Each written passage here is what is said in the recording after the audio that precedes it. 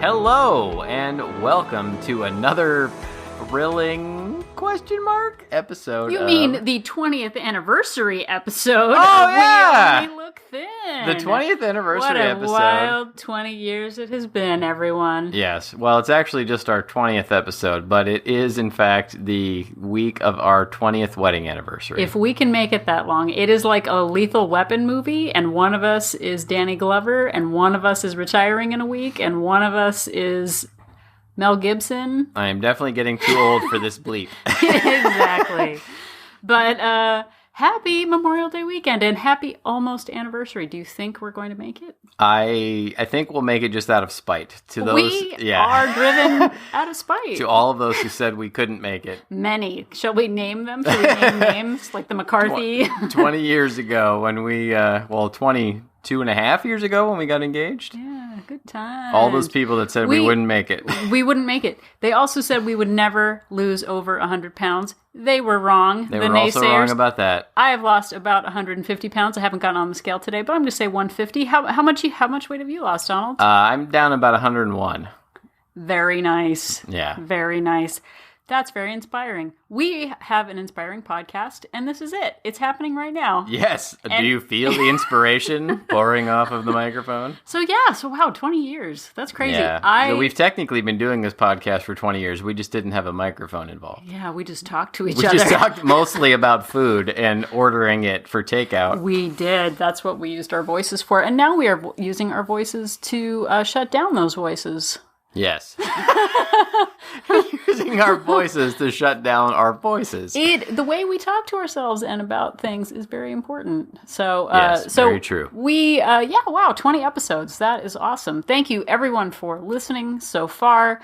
We have many more and interesting things if you haven't listened to all 20, they're still out there. They're available. They are. And so what are we talking about today, Donald?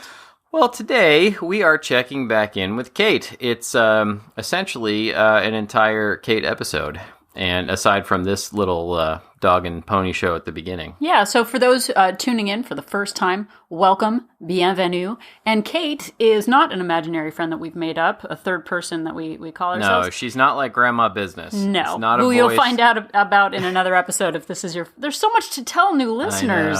I know. Oh, just start at the beginning. They don't know about Grandma Business. They don't know how inspirational we are. They don't know about Must Be Nice. Oh, yeah, the whole Borat thing. There's so much to learn, people. In this is also... They don't know about night pickles either. Information about losing weight. So Kate is someone who has lost a significant amount of weight, and she was brave enough to come back on and talk about how she put some of that back on, and now she is working again to get it off. And it is just a constant reminder that all of this is a process and there is no end. I know we have both lost over 100 pounds, and there is no guarantee in any of this. No, and selfishly, part of the reason I like checking in with Kate is that it keeps me grounded and reminds me what I'm doing. And even after, like Catherine just said, I'm repeating it, losing 100 pounds, I'm not fixed. This isn't over. Like, I need to do this forever. And this past Friday, I ate like I was possessed by a demon. Like, I felt like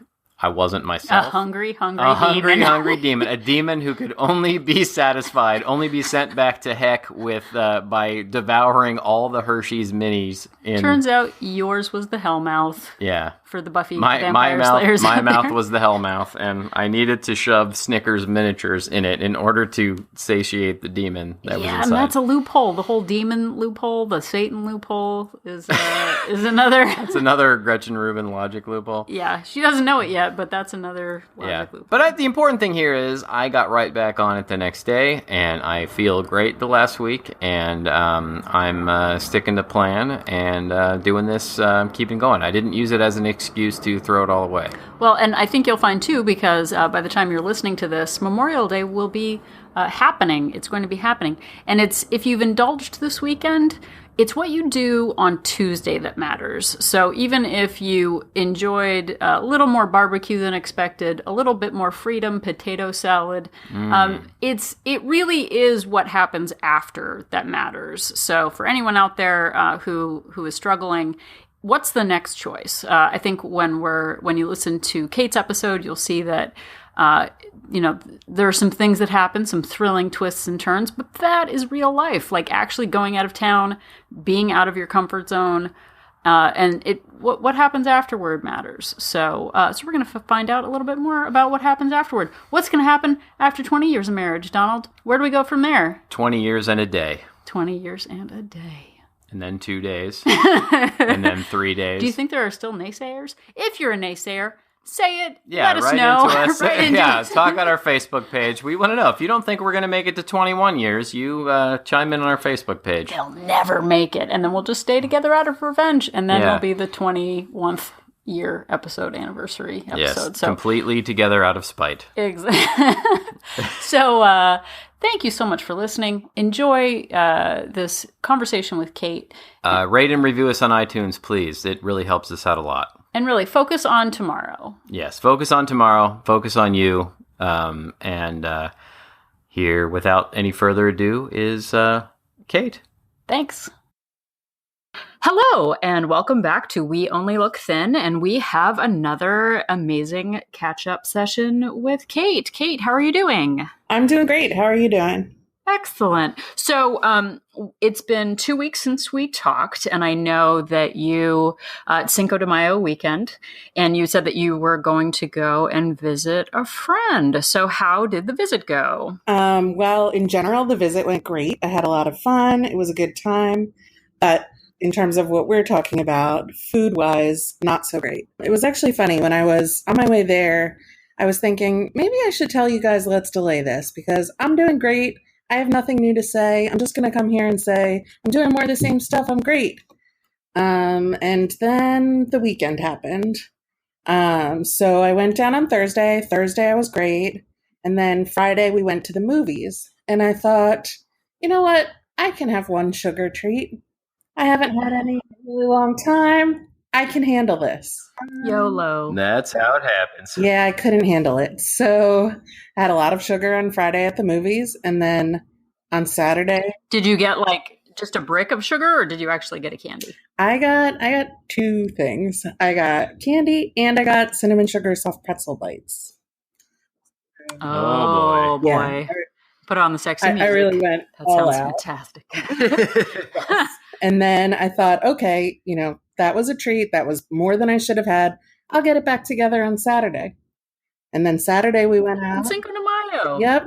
Yeah, everything's good on Cinco de Mayo. Nothing but debaucherous happens on Cinco de Mayo. No, you just stay right on plan and be satisfied that you for a job well done. Yeah. So what happened? It didn't happen either. We were at Board and Brush, which is like one of those painting parties. And they had treats out, and there were brownie bites and Rice Krispie treats. So I had some of those. And then we went out afterwards for drinks and dessert, and I had some ice cream. And then I thought to myself, you know what? I should message you guys and tell you guys, let's just wait and talk in a week. But I stopped myself because I recognized that was hiding behavior. And instead I texted you and said, let's set a time and talk tomorrow. I got to get this back under control. Well, I think that's an indication that your head's in the right place. I mean, that's a great response to not hide and to instead come and talk to a lot of people on a podcast. Yes. So the good news is today I really feel like I'm getting my head back in the game. I've had no sugar today. And I also, this weekend, it wasn't even just the sugar. I also had been doing really good at only eating when I was hungry and stopping when I was satisfied.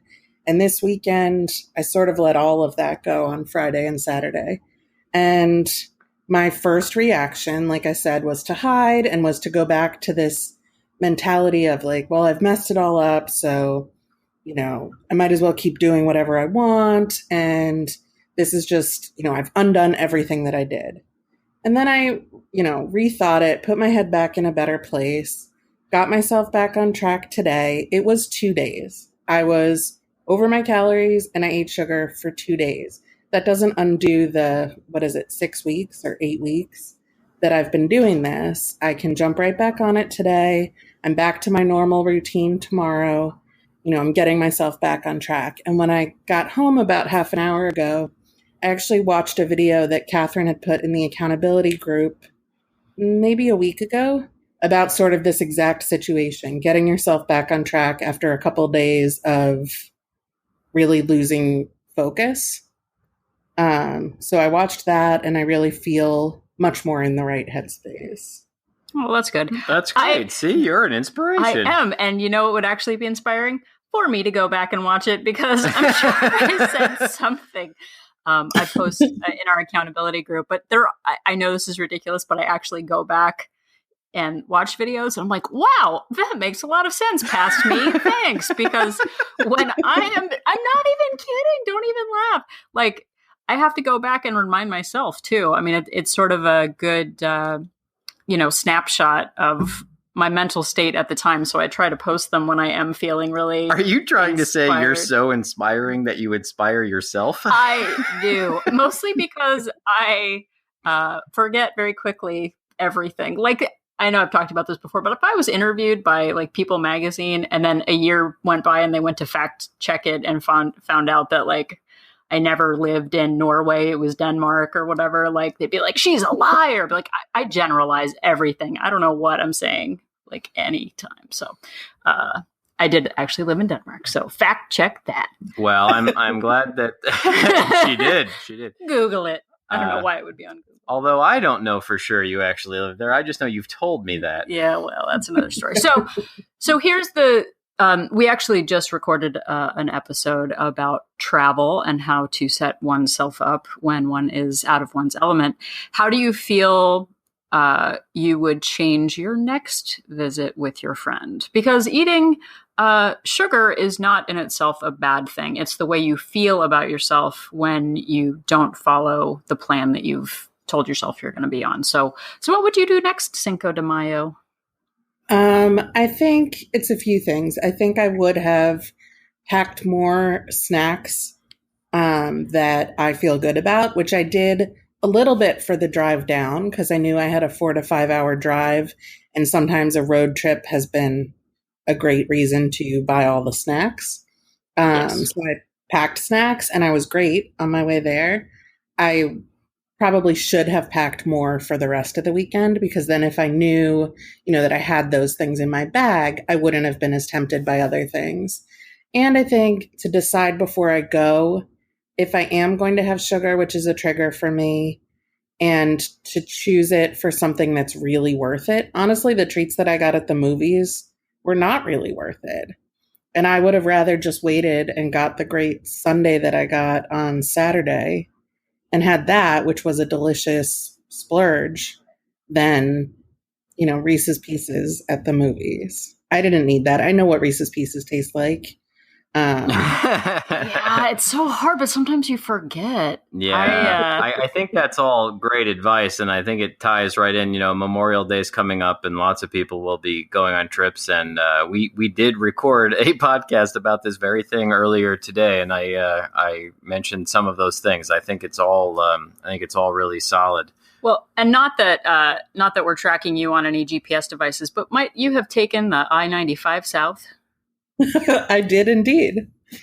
They have delightful rest stops along the way that are built for people who are interested in many different foods. And we don't really have that in California. No, the rest stops here are just restrooms, and you're lucky to get out with your life when you stop. Yeah, so going back east and being on turnpikes or on planned center median snack opportunities, they are very organized and they know what they're doing. They know that you are trapped on various interstates, and they have made it very easy to get your Tasty Cakes and your Pizza Huts and your Dunkin' Donuts. And your combination Cinnabon. Taco Bell and Pizza Hut. Oh, yeah, Cinnabon.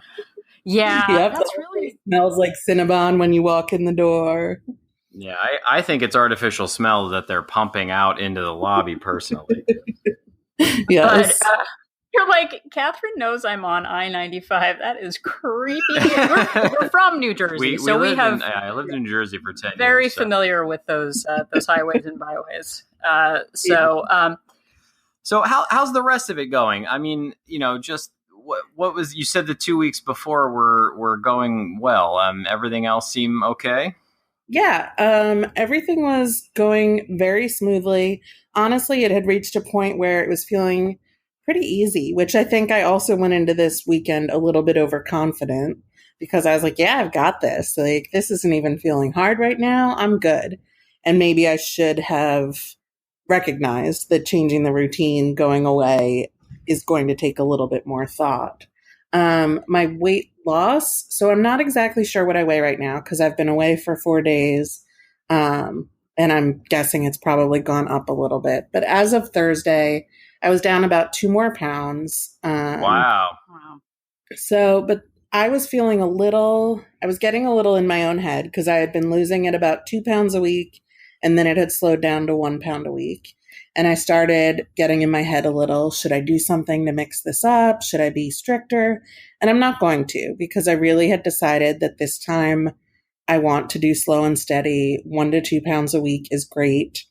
The fact that I was still losing, I don't feel like it's time for me to change it up yet. And I'm fully planning to step on the scale tomorrow. I know that it's going to be up a little from where I was on Thursday, and that's okay. It's a data point. It will come back down. But if I don't look at it tomorrow and I wait and look at it in a few days, I won't know if it's gone down from where it is tomorrow or what it's doing. And personally, I'm just someone who needs that reference point. So I'm going to look at it so that I know where I'm at and I can see as it improves. Yeah, Awesome. That sounds great. That sounds like the healthy mindset that you should have moving forward. Definitely. And I do think, I mean, just letting you know, I had a bout of the, I can do what I want. Like, I shouldn't take it so seriously every second, because I do feel like even after losing all the weight that I have, I'm, I still count every calorie and I'm very strict. And yesterday, I know I've talked about this before, but I practice the art of pairing, which is I take an occasional event, like a haircut, which I had yesterday, and I pair it with an occasional indulgence, which is a bagel. And because I had a bagel problem back in the day.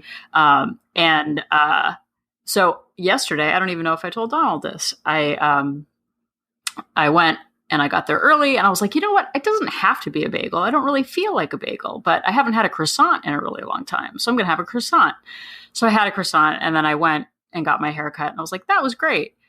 You know what? But I didn't get my bagel. So I'm going to go get my bagel. I did not know this. Because I deserve a bagel. Like, this is my bagel time, and the croissant was its own thing, right? Yeah. See how? And then you tried to lure me into going to get sandwiches. I did. We didn't get sandwiches, and we didn't get them. We didn't get sandwiches, but I did manage to go way over my calorie target yesterday, and I have learned that carbs and meat in the morning are a bad combination. Like it's all me, it's all my responsibility. But like, I ate all of the snacks yesterday and I'm not actually even sure I tracked every calorie. Oh boy. I didn't know any of this. See, right in front of your nose. Confessing it takes Kate on the line for you to actually. No, well, gotta save. This is the sugar in the raw episode. We just talk in front of a microphone now? Sugar in the raw. I gotta save stuff for the episode.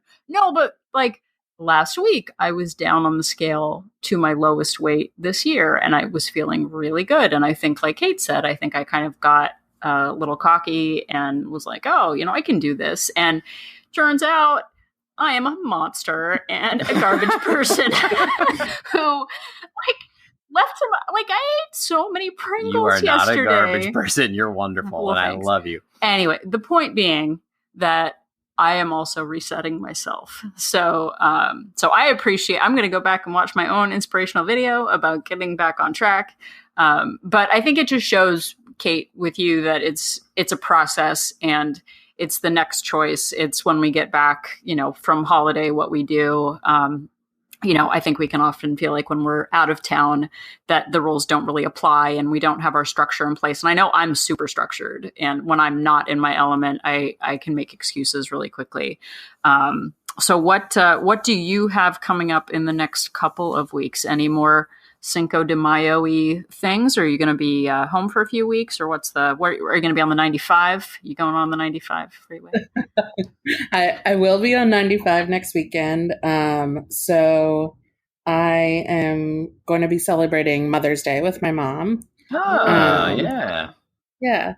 I think we'll be going out for tacos, and it will be fine. And I'm not going to have dessert if we do dessert. And I'm planning that and committing to that now so that I'm not in that moment trying to decide, is this a special treat worth it? Is it not? I'm going to pass on dessert at Mother's Day.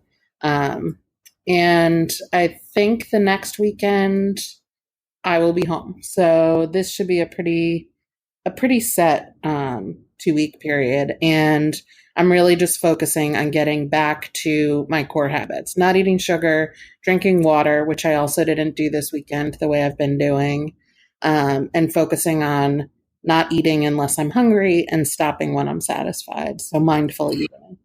How do you, and I know there are other groups that do sort of the mindful eating thing. I intuitively ate all the food yesterday.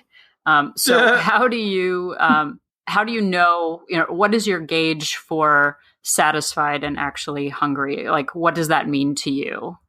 So there's a few different things that I use. One is I had taken a course once that talked about hunger on a scale of 4, and a 1 is like treats sound good to you. You're not really hungry at all, but someone says, "Hey, you want a cookie?" And you think, "Sure."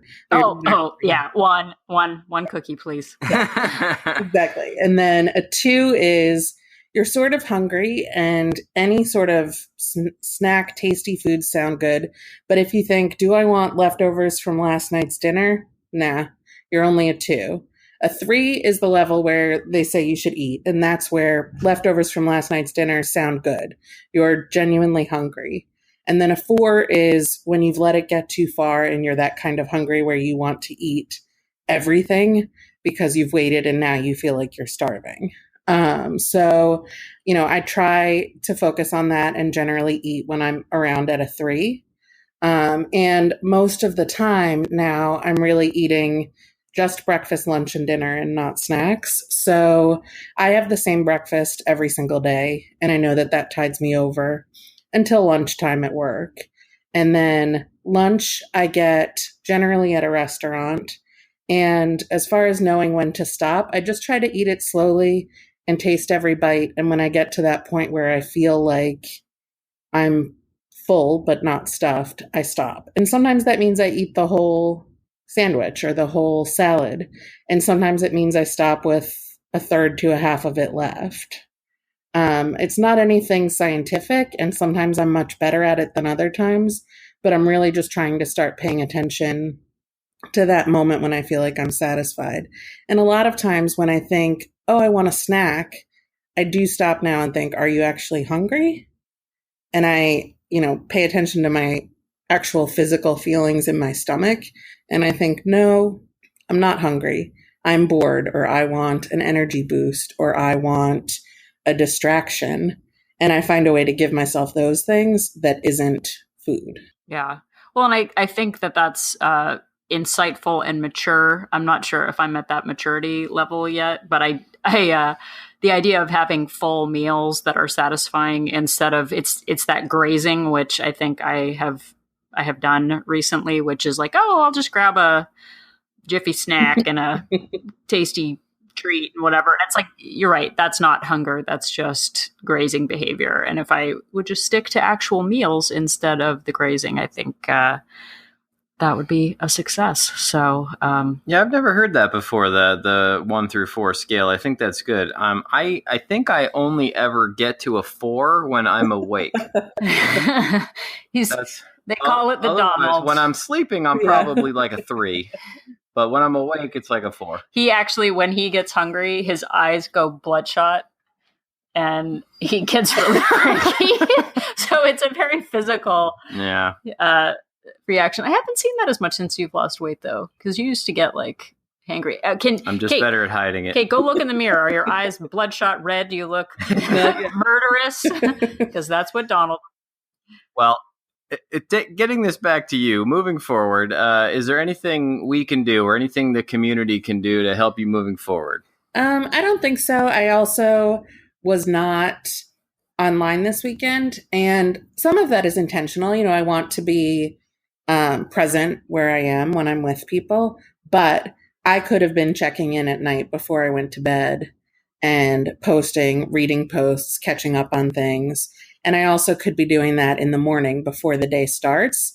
And I think that would have set me up better to be in a right mindset rather than being in a place where I sort of just didn't look at my phone for 4 days. So I think that's also something that I would change next time. I'm not going to be on my phone all day, but I can certainly look first thing in the morning and last thing before bed. Yeah, no, that is a balance because you want to actually enjoy some people have 3-dimensional friends. It sounds like Kate's got one of those. Yeah, I'm not just sure interweb what that is. robocalls.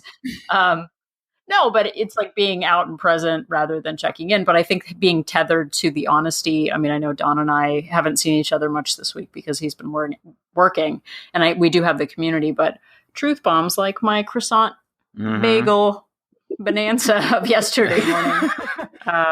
Again, more loopholes. So I might need to augment that and just not have the croissant in the future. Yeah. So. Yeah, that's probably best. Well, we could talk about that offline. He's giving me how are we going to be internet moguls if you keep eating croissants? Look, you know how you get that look. Well, I'm starting to think there's only so much willpower under this roof because I've been feeling pretty solid for the last week or so. And then she was solid the week before when I was off the rails. So maybe it's there's like a finite amount yeah, of motivation. We can't both do it at the same time anymore. Well, I'm glad you decided to reach out to us with your truth so that we could be truthful also. So before we sign off, is there anything you wanted to add? Oh, one other thing that I was thinking about was just that looking at the factors beyond the scale that are really signs of improvement. Because again, when I was feeling a little bit down about it moving a little slower, I paused to really think about the changes. And I think that that's a key thing for anyone to focus on if the scale's not moving the way that you think it should. So I am borderline going down a size in clothes, both tops and bottoms. Like I can fit in the next size down, but when I'm going down, I look at it and think that's a little too tight. I would bet you anything when I was gaining, it was that tight. And I thought, oh, it's fine. But there's a shift in perspective. So I'm pretty close. I also noticed this is a weird thing, but I think Fitbit users will get this. My resting heart rate has dropped significantly. That's huge. Yeah, that is really huge. Congratulations. Yeah. It dropped by 20 from where it was before. So I think that that's a sugar thing for me because I also noticed this weekend I had a lot of sugar and it went up again. So, I feel like that's a very clear way that I can see that my body is telling me that it appreciates not having all that sugar. That happens to me too, actually. I had that happen yesterday because usually my resting heart rate is really low. And when I have overindulged, it probably goes up 20 beats a minute for sure. I can definitely feel it. So I really like that one. Yeah. Well, and another thing to keep in mind too, that I always like to think about is that, keeping in mind that there is no finish line and that this is forever, I averaged just barely over a pound a week for 2 years. And after 2 years, I was down 100 pounds, so even, quote unquote, just a pound a week, like gets you there eventually. Absolutely. And, especially if you're in the long haul, it beats the heck out of, no pounds a week or gaining pounds a week. Absolutely. Well, but it also, Kate, I know in our group, someone had kind of commented that they had listened to the episode and that they were a little bit jealous of the progress that you had made. How do you reconcile that yourself? How do you feel when someone says that? I totally get it, and I think it goes back to those thoughts again of how fast or how slow, and everybody is going at different paces. And I also, I don't know, but I might be starting from a heavier place than they are. And I know for me, at least last time and probably this time too, when I'm starting at a heavier place, it can be easier to lose more in a week because, 1% of my body weight at my current weight compared to 1% of my body weight at my lightest weight is a significant difference. So, if someone is starting with less to lose, they're probably not going to be losing 2 pounds a week. But when you're starting with over 100 pounds to lose, I feel like that is more possible, but it also does slow down, and so many things come into it. And I think, again, that's a place where it's really key to look at the other things. Do you have more energy? Are you feeling better? Are clothes fitting differently? Because the scale is just one measurement point. And I think the other factors and the mental piece, feeling so much more in control and better. And I don't even know how to explain it. It's like my mind feels ordered when I'm doing the right thing, and it can feel chaotic when I am just letting everything go. I think that those are as important, or probably more important, than the number on the scale, because, and you guys can talk to this even more, once you get to maintenance, you're not getting that boost of the number going down every single week. I am not. I am not. No, but there's no magic number where it's like, I'm happy now. It's like, oh, life is still hard and stressful, and I still struggle for sure. And I don't think that there is that magical place. It's the process. And like you said, that control, that measured feeling like you are in control of your surroundings rather than being controlled by them. I think that is huge.